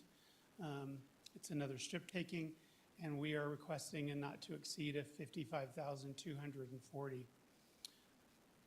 And the property will be used for the widening of SR 130. And I'd like to request a motion to approve. So moved. I'll second it. There's a motion and a second. Any other comments, questions? Seeing none, all in favor say aye. Aye. Any opposed? Item 8-C is approved. And you can see on the map this particular taking, strip taking. All right. This is agenda item 8D of the Corridor Preservation Program. The property is owned by Rhett Schwinder of Olmsted Ventures. The property is agricultural land for a future single-family resident. It is currently pasture land. The property is at 1409 West 1200 South Heber City. This is in the future bypass area through Heber to relieve traffic congestion in the center of Heber. The owner has had the property listed to sell since April of '23. The owner feels that due to the pending road to be built on the adjacent property, the potential buyers have found themselves not continuing to move forward with offers, knowing that there was a potential bypass coming. The fee acquisition land area is 4.75 acres with a small contingency, and we are requesting a not to exceed of $772,500. The property will be used with the proposed future Heber Valley Parkway, and we would request a motion to approve. Yes. Yes.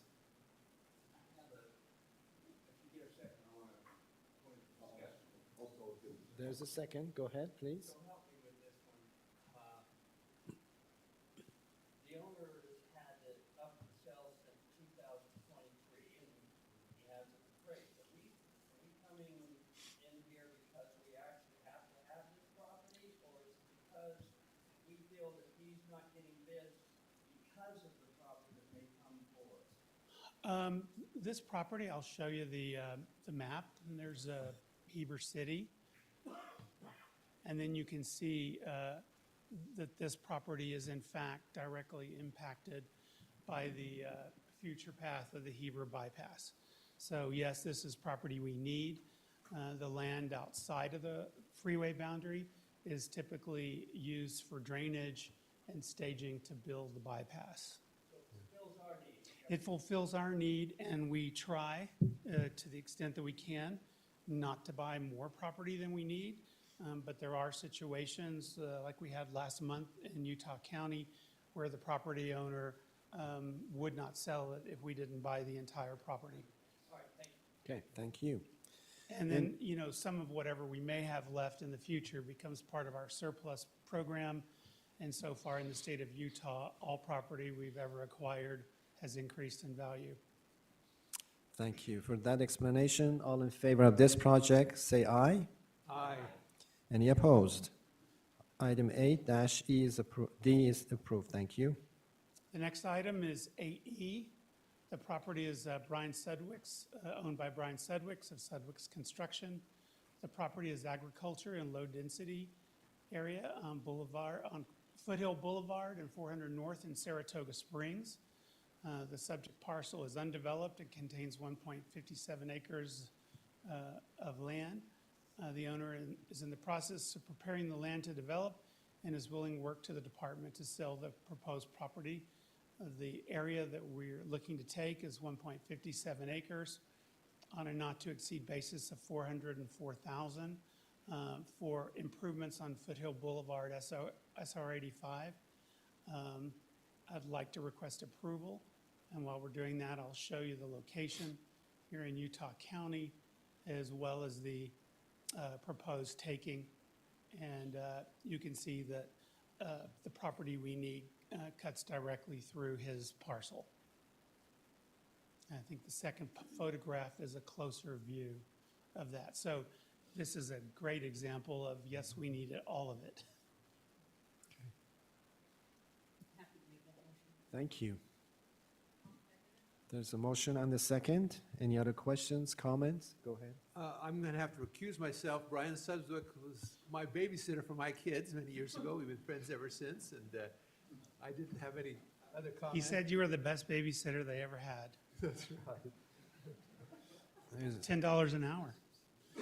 If you paid your babysitter, you don't have to recuse yourself. There's a lot of history there. With that explanation, then all in favor say aye. Aye. Any opposed? Recused. Okay, so noted. Item number 8-E is approved. Thank you. Thank you. Item 8F, property is owned by Linda Barrow. The acquisition is for the Barrow parcel. Property is undeveloped land. It's 6405 West 700 North in Weber County. This was presented to the Advisory Council and approved in November of 2023 for $2.1 million. After we did the appraisal and the survey work, we learned that there was a resulting 3.3 acre difference from the information the property provider had given us. And so we are requesting for an increase on the discrepancy of $150,000. So on the overall acquisition, we're requesting a not to exceed of $2.3 million, which 2.1 of 50,000 had been approved late last year. And I'd like to request a motion to approve. So you're asking for 150,000 increase today, right? Okay. And you can see here, this is another great example of this property sits right in the middle of the proposed corridor. And it does have, I believe, some small wetlands at the very north end. I move for approval. Thank you. I second that, and I also say how much praise we have for the West Davis corridor. Carlos, you should know, UDOT was a home run, grand slam home run. We get compliments on that all the time. Yep. So Thank you very much. we're Oh, not you done gotta yet, vote. yeah. All in favor of item number F, say aye. Aye. Any opposed? Item 8-F is approved. Thank you. You doing the number 9, Ross, also? I guess so. I think that's it.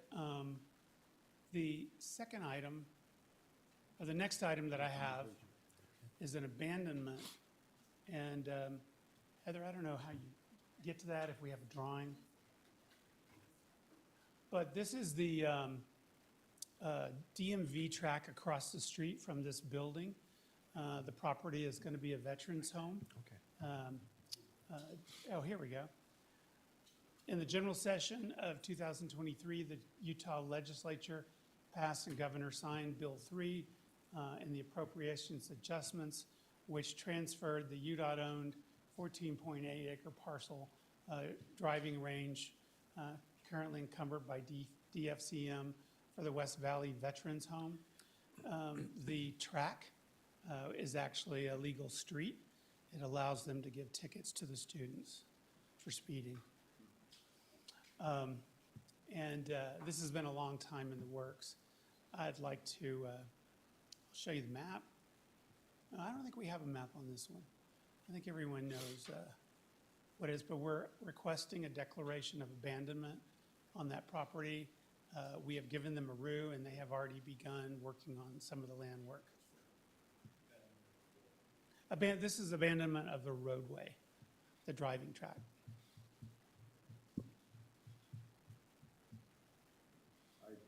I move that we approve this. Abandonment? Okay. I was not expecting this one today. Well, Happy to second it. there's a motion and a second. Other questions, comments? Seeing none, all in favor say aye. Aye. Any opposed? Item number 9 is approved. Thank you. Thank you very much. Thank you. Item number 10 is administrative rule review, and Leif Elder is going to be presenting that.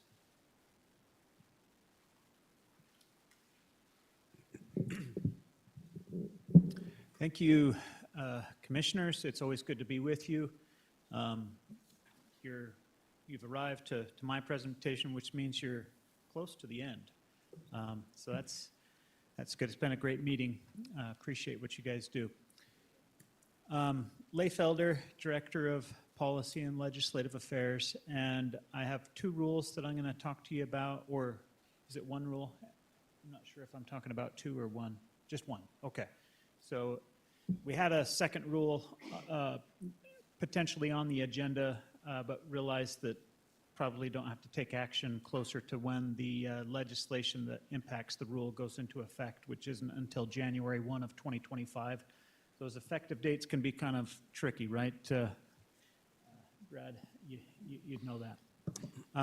So this particular rule, you dealt with this last year, this rule, R940-6. It's the rule where you lay out your prioritization process and incorporate the prioritization document. And as you remember, the model was worked on and modified last year, and you adopted a new document, and then you approved the rule that puts that process into place. One thing that those modifications didn't include were the Utah Trail Network prioritization process. So this rule change would put that process in your rule. And so I'll just go through here quickly. And for today, it's just a review. We'll come back next month, and you can consider approving these changes. So you can see here we define the fund that the legislature set up to fund the trail program. That's the Active Transportation Investment Fund, or ATIF. So we define that. And as we go further down, there's a few technical changes. We wanted to make sure the other active transportation prioritization processes, that it was clear that, hey, these are different. And so we specify where funding comes from for TIF Active, it comes from the TIF. From the, for the first and last mile projects, that also comes from the TTIF. And then down here at the bottom, we have the definition for a Utah Trail Network project or UTN project. And that's simply a trail project that's funded out of the ATIF, or the Active Transportation Investment Fund. So then probably the biggest piece here is this language here. So this is where we adopt the documentation of the prioritization process. And this paragraph above here is the document you adopted for the TIF Active, TIF Highway, TTIF Transit, and the TTIF First and Last Mile projects. So this new language here adopts the document that you already approved at the November 17th, 2023 meeting, but it just incorporates that document into this rule. And what that document explains is that for the Utah Trail Network projects, we're using the TIF Active Transportation model. Okay, so it's not a new model, it's just saying, hey, we're using this model there. So that's, oh, I'm like getting all over there. That link is live, so you can click on it and go to the document if you want to review that. But anyway, that's pretty much it as far as this rule change goes. Again, just for review this month, and we'll come back next month for consideration on the approval. But I'm happy to answer any questions if you have any. Thank you. Good job.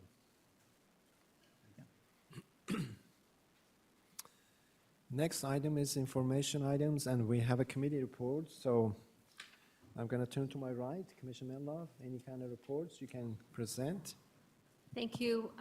Again, we've had corridor preservation meetings, and I've attended those and found them to be very helpful, and you've just seen the results of our discussions. And again, I would compliment all of the staff for their work and how well prepared they are when we go to the meetings. Our time is very efficiently used, and they present a lot of information and complexity to us in a way we can understand it. So thank you.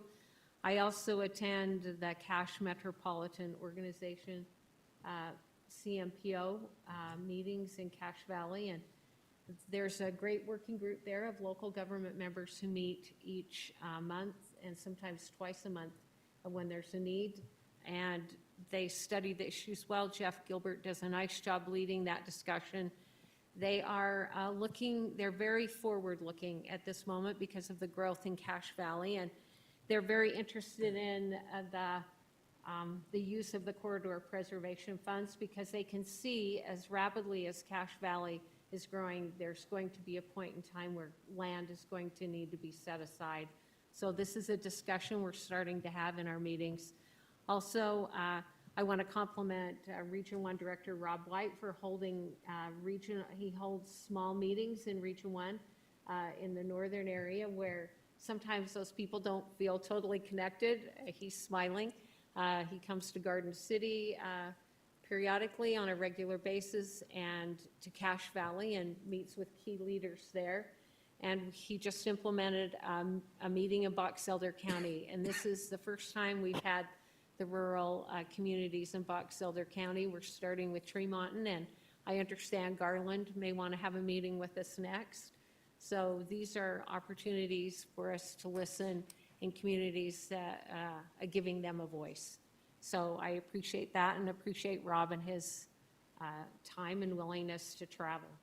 So those are my committee reports. Thank you. Thank you. Go ahead, please. Nagi, I'll just share in the sort of growth world of transportation planning that I believe the Census Bureau will release next week. Their city level population estimates for our state. Those are really important numbers. And just as a heads up to the UDOT team in planning, I think there's real problems with them. So come talk to us if you have questions. And then I just want to compliment Robert Stewart as the director of Region 2 because he's amazing too. Start a trend here. Thank you. Mr. Curry. I would like to compliment all the regional directors as a commissioner at large. Excuse me. But I particularly wanted to thank Region 3 when we had every year we do a commercial real estate update symposium with the Utah Valley Chamber of Commerce, and several hundred leaders were there, and Rob and Eric Rasband and others were very helpful, and it brings the citizens closer to what we're trying to do, and I appreciate that outreach. There's more opportunities for that, as we saw today with the input from those wonderful colleagues who came from the municipalities. I also want to thank the collaboration we have both with UTA, because most people still think, you know, I work for Carlton Christensen, but if they have a problem with their roads, I tell them, sure, I work with Carlton. But the collaboration is really important, particularly as we see the growth in Inland Port, the Point of the Mountain, all these other places, as Commissioner Gachner's pointed out, what's going to happen with the Olympics. So thank you for that collaboration. We are now a few weeks past the legislative session, and I do know the very popular and positive feelings that most of the legislators have about us. And thank you to Lath and his team, and to Carlos and others who did presentations up there. It's so motivating and inspiring to work with such good folks with good hearts and reaching out on good projects. And finally, on the corridor preservation, I'd like to Commissioner Menlove's appreciation for the staff's doing a monumental job, and in a very big state, and it gets back to us too, how much appreciation there is for it. So thank you, thank you. Thank you. We heard a lot about my region today, the MPO with Pioneer Crossing and all that, and just as we continue, Rob, Eric, and I attend together the MPOs, and the letter that came from Eric Kafusi today representing the group, that was accurate. We were there when they discussed that as an MPO, and we're continuing to find ways to meet the needs down there as a group. So thanks for your support down there, Region 3. Thank you. Commissioner Van Tassel?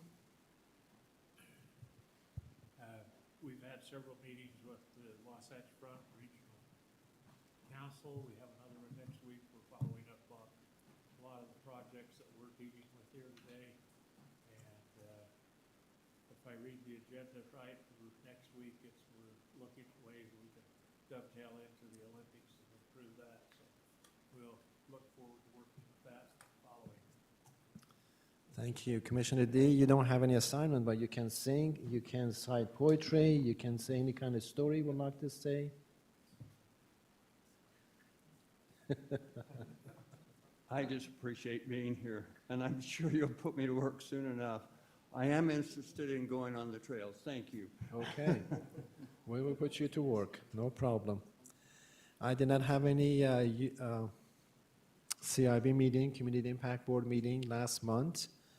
I attended the DTAC meeting. They discussed transit from St. George to Zion finally is coming to fruition. They've already acquired 5 buses, and they're gonna do 1 more.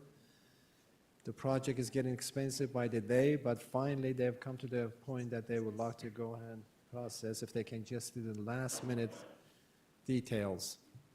Also, they talked about the regional trail standards. So they would like to get all the communities come together in what is best and make it a standard for all the trails. And that was really something to talk about and discuss, which I'm sure that UDOT is aware of that. But that was our discussion for that.